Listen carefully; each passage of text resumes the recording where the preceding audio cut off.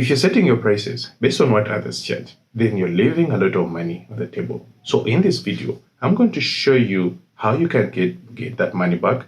And not only that, I'm going to show you how you can get to price with purpose. And the best way we're going to have to do this is to have an example that is going to guide us through. Yeah. So hypothetically, let us look at Kim. Yeah. So Kim is a person who deals in cake selling business. Yeah. And based on what others are charging, he also chose to do the same by charging $10. Yeah.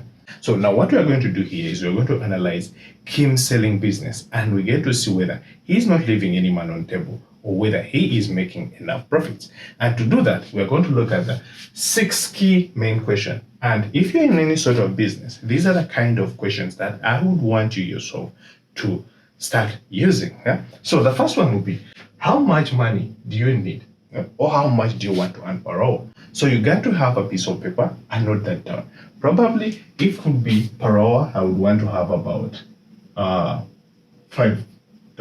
per hour. Yeah. So that is what it costs you to spend 1 hour of work delivering the service, 1 hour of work to give out the product or manufacture a product. Yeah. So the second question, what does it cost you to make one cake? Yeah. So you look at this question in terms of ingredients. Yeah. Because remember, there are certain things that you need to have in order for you to manufacture a cake. I'm using a cake because we are looking at Kim's example, but probably you could be out there, you're dealing in a service, you're a plumber. What does it cost you to get the job done? Huh? It could be the tools, it could be the transport costs, it could be the thread tape, it could be a lot of things. Just sit and analyze your business. What does it take you, or what does it cost you to make that one product? What does it cost you to deliver that one service? Yeah. So that is the second question. The third question is going to be, what's the cost of delivery? Yeah. There are lots of businesses out there that tend to deliver. Yeah. You hear them say, around Kampala, we do deliveries. So what is that cost of delivery? Is that cost on you, or is that cost on the client? You really need to make that clear when you're assessing each and everything. Yeah. Now, the fourth question, what's the time value for one cake? Yeah. So if to make a cake, it requires you 30 minutes. What is that time value for that 30 minutes of you making that one cake? Yeah. Maybe probably in an hour, you could make like 2 cakes. Yeah. So what is the time value that is going to take you to make that one specific cake? That will be the fourth question. Yeah. So now there are these last 2 questions, 5 and 6. I put them in a red asterisk kind of bracket.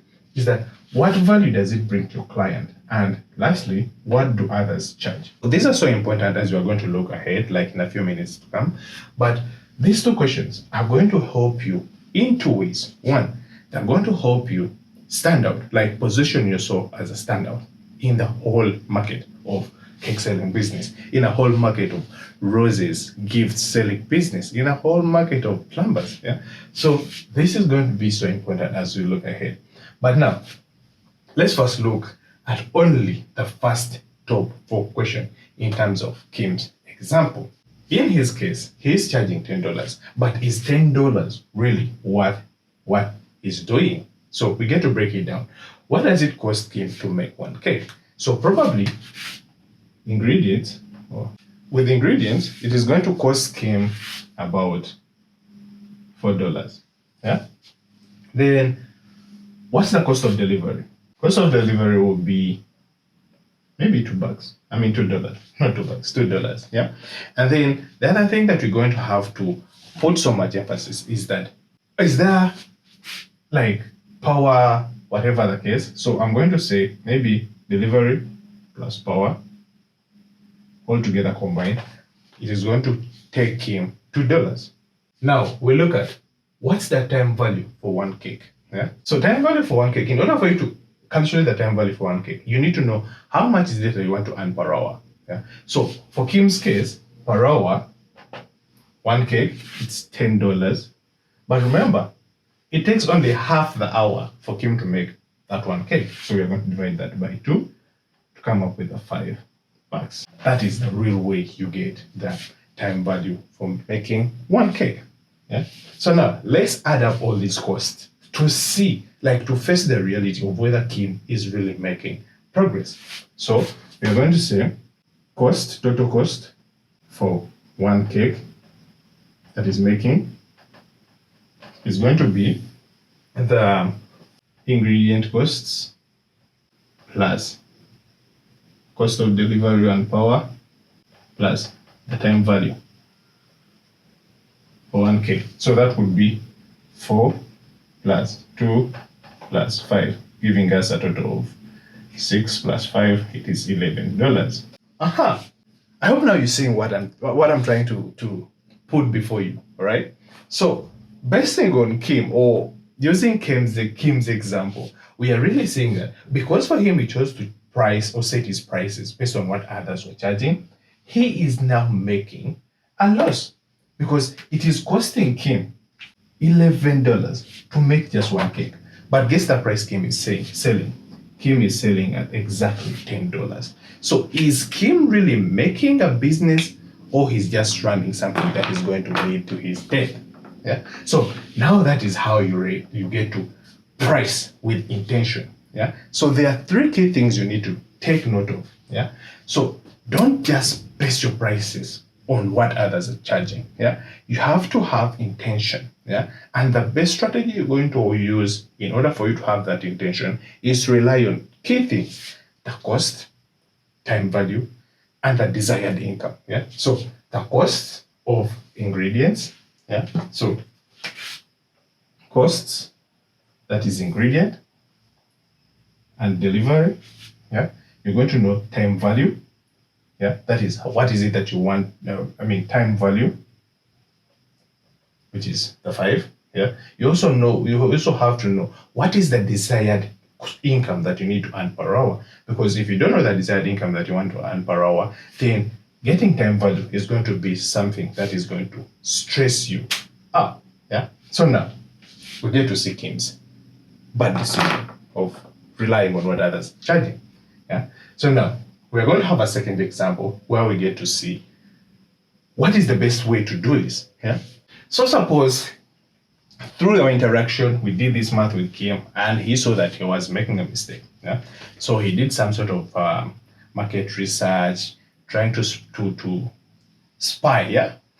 I will call it spy, but I think there's a better way you can name it. But spy on his client. What are they charging? What are Question 6. What are people in his business trying to charge? But we already know people are charging $10. And basing on the math, it is not adding up. So Kim now, out of the blue, he says he wants to earn about $25 per hour. Yeah. So he started assessing his 1 hour of work to be $25. Yeah. Now this is the new math. Desired income, $25.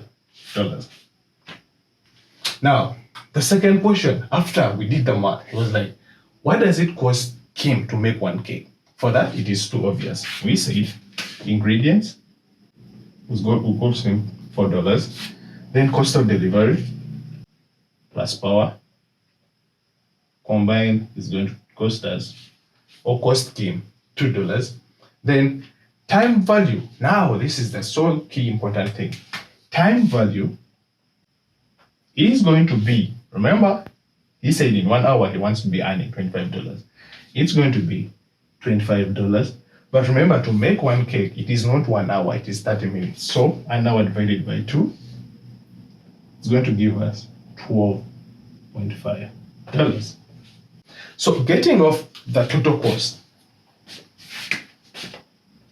cost for making one cake is going to be the $4, this, plus the $2, plus the 12.5.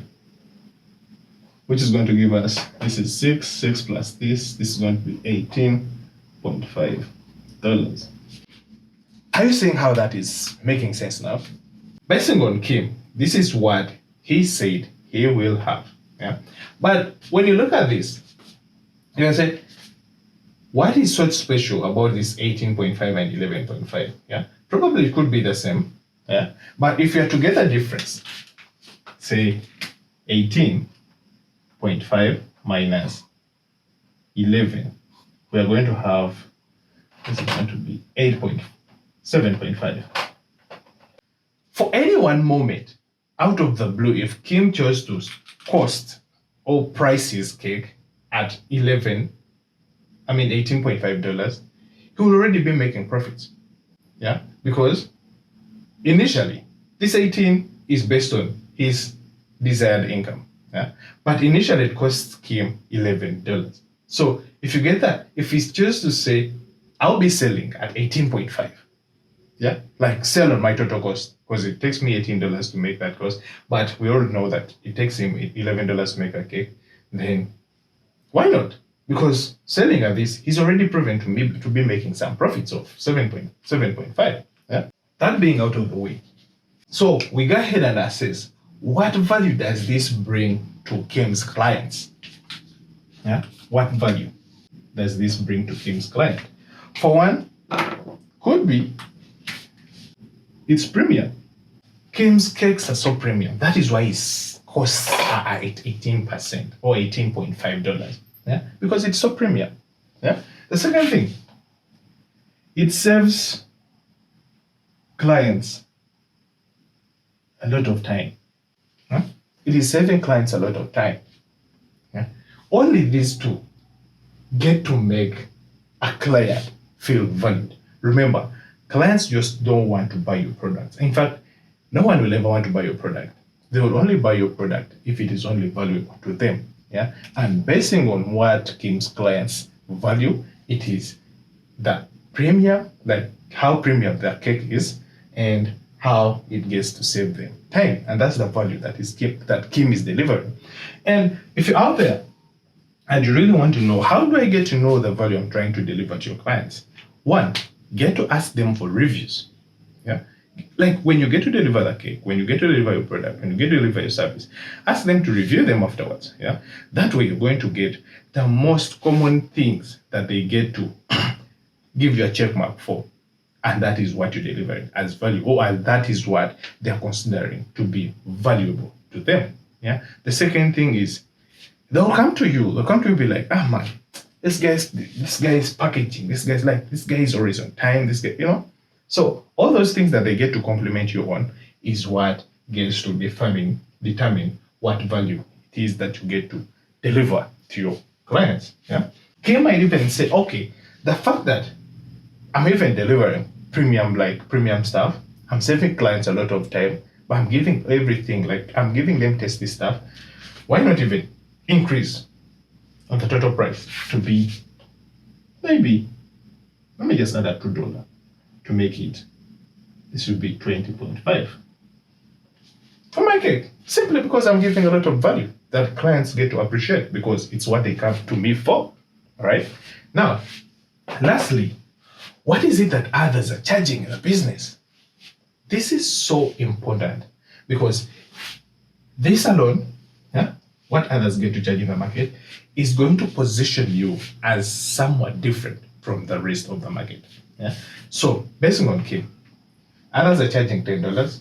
He is charging 20.5. Yeah. Let's just round this off to $21. So he did the research. Yeah. Now he's charging this. Yeah. So you get to see there are three prices that we get to have. Yeah. Remember, others are charging $10. Let me even use a red pen for this because so three prices that we have. We have the $10, we have the $11, we have the 18.5, we have the 21.5. Yeah. What is that dollars? We say that. So initially he was charging at 10 and we got to know that he was making losses. So he can choose to charge 11. There, he won't even make any profit. So he will be running at break even. Yeah. What will be coming in is exactly what will be going out. And now here we see if he gets to charge 18.5, he's going to be making some profit of 7.5. And that is business. Yeah? But because he's delivering and giving out so much value, he can also charge the 21. Yeah. So 21 minus 11 is going to give him that $10 in profit. Yeah. Are you saying that? So this alone is going to do two things. It is going to give Kim that bargaining power. You know, in business, there are lots of people who say, would you give me discount? Would you give me... I really don't advise giving out discounts, because discounts, as my previous video said, it is a signal for desperation. But just in case you want to give in those offers, yeah, those discount offers, you get to know exactly what to charge. Yeah? So instead of saying, maybe you're running an offer, you're running a promo that you would be like, today's prices are being cut from the $21 to $18.5. And guys would be like, wow. But deep down in you, because you had that strategy of pricing, you get to know that I'm only cutting a little bit of my profits from 10 to 7.1, surrounding this of to give us like an 8.